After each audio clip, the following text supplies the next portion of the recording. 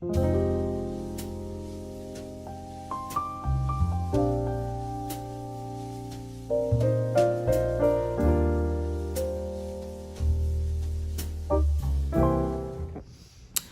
morning.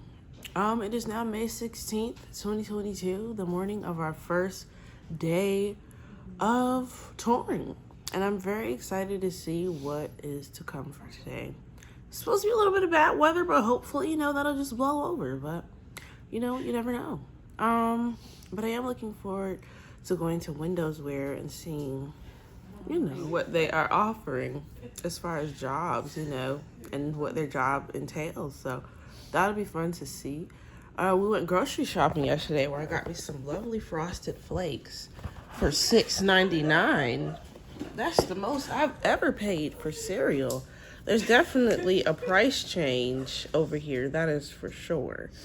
I will say the sales tax is not bad, only 31 cents, but $7 for cereal. I mean, that's a bit that's yeah, that's a bit much. Then $5 for orange juice. Yeah, I don't know about that, but yeah.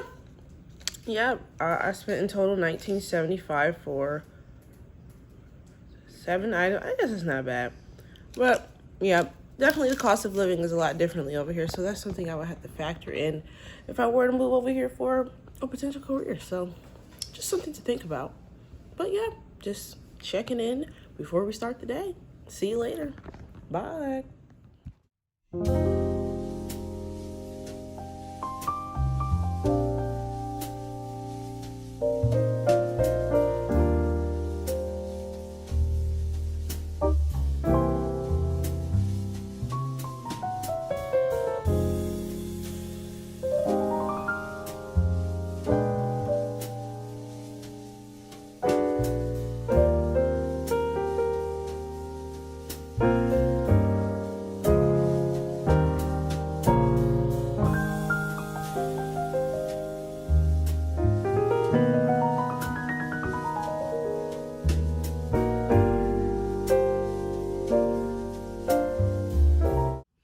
Hi, welcome back.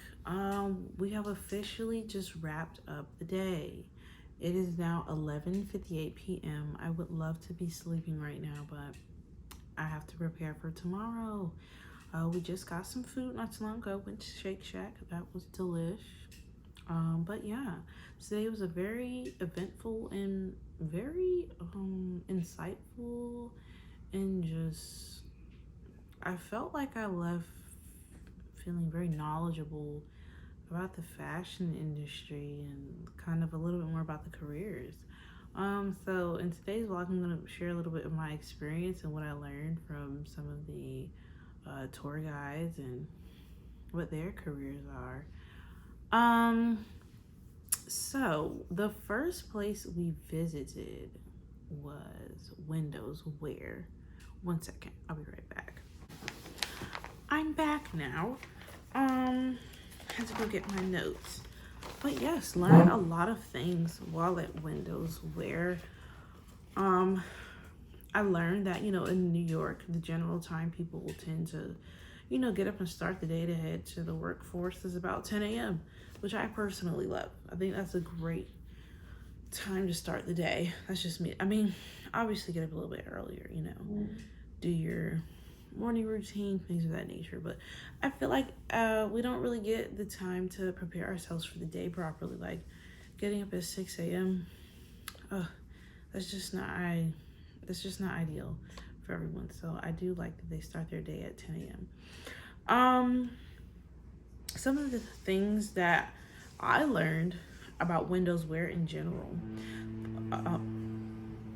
is that, sorry. So yeah, so for example, what our tour guide explained, he basically gave an example of how Windows Wear is applicable within the fashion industry. So he said every other consumer product tends to be the same besides fashion. Fashion comes in different types of, waves as far as like trends, and different types of people wear it, and fashion is in different locations as far as like stores and things like that, but just it's just a different thing. Whereas like you go in a store, you buy a product, like, oh, I know I'm gonna get that apple, like, you know what I mean? Like it's ever changing. So basically they are looking to create a database. So there are not really many different platforms to display fashion. So who captures and archives fashion? Well, there is no basic database for designers and people in fashion. And Windows Wear's purpose is to create and keep proper records and archives for the fashion community.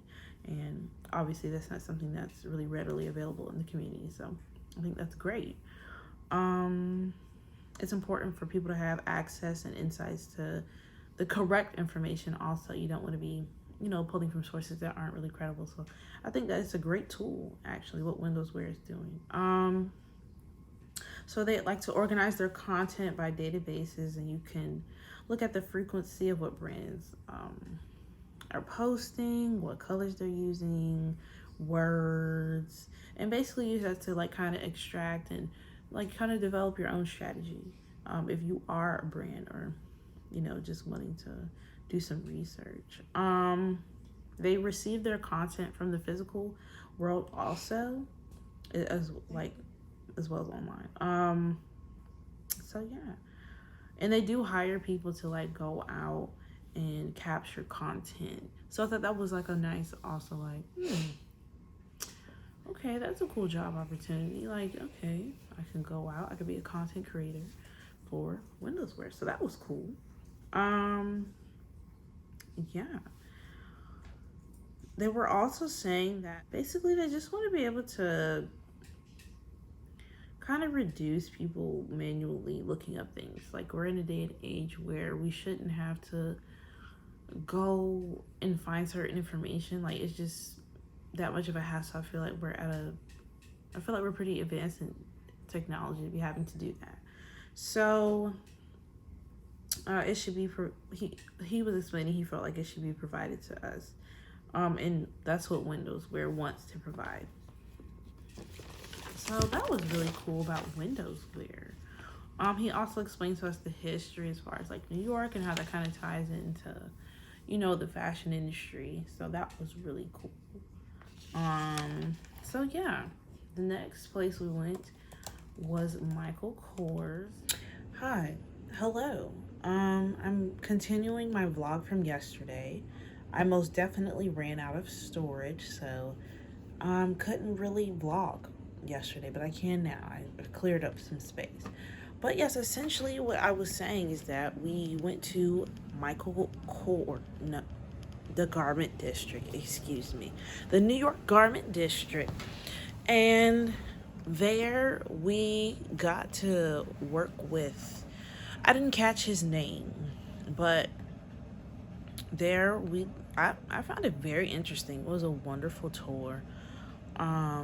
It was really cool to see how he had worked with Rihanna, like in the Met Gala. Like, that was just so cool to be in that kind of environment. And then even with finding out that Raul himself is a content creator and his work behind the scenes with the Met Gala and other things like that, I thought that was just really cool to see. Like, you never know who you're meeting in New York, so that was really fun to me. I see the amount of work and dedication it takes to get the garments made, and the detail is I have a newfound appreciation for it. So that was really nice to see. Next we went to Michael Kors. Oh my goodness.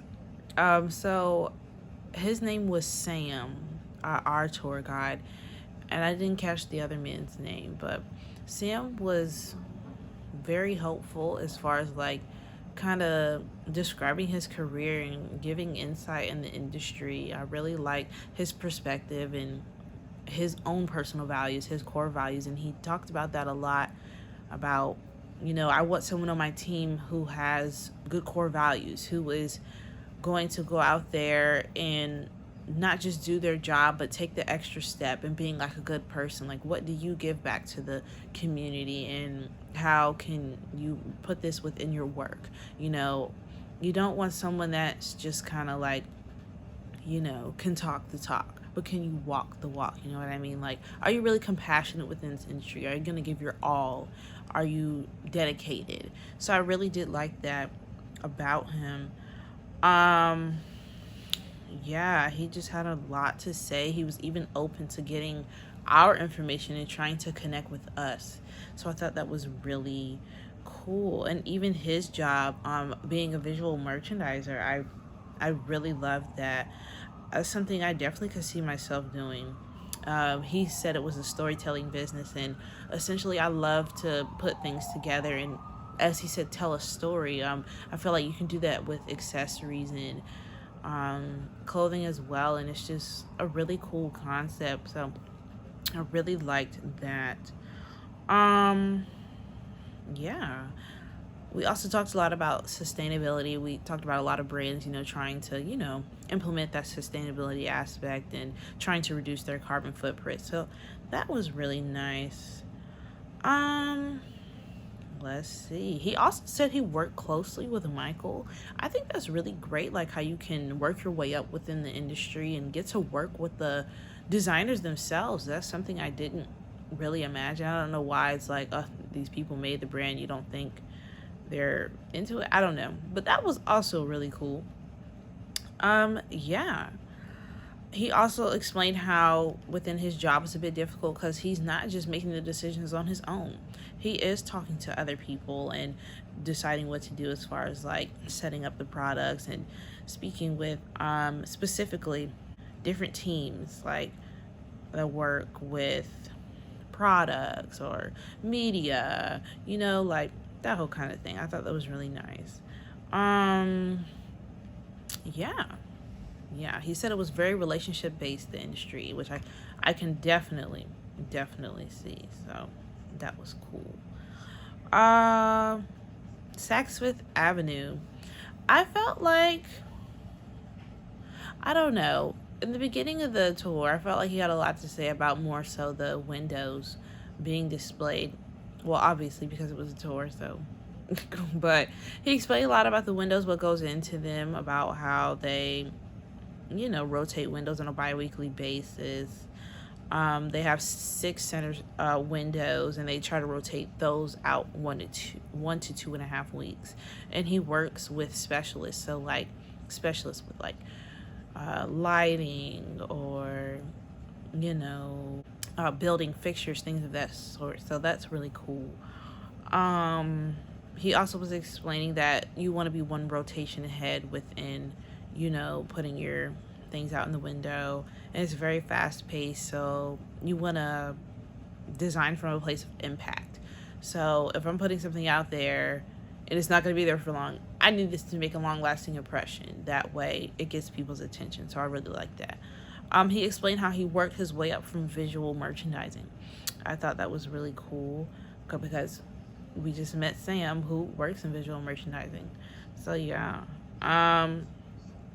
In explaining what he was kind of like looking for in someone like that he may hire, he's looking for someone that is self-willed, not afraid to ask for permission, who's creative, wants to be the best, and he just wants to have someone very confident within themselves, a go-getter. Honestly, that's what I got from that. Very ambitious.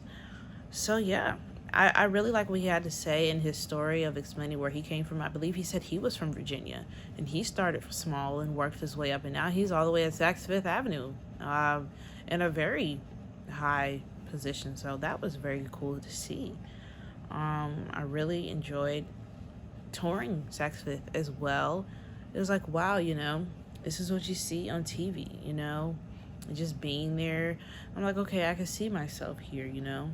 Now, not driving or anything, of course, but you know, I can see myself taking the metro, of course, learning it because it's a bit difficult, but I'm definitely this is definitely opening up my perspective of, you know, having a life of fashion within New York and implementing myself here. So it was really cool to see.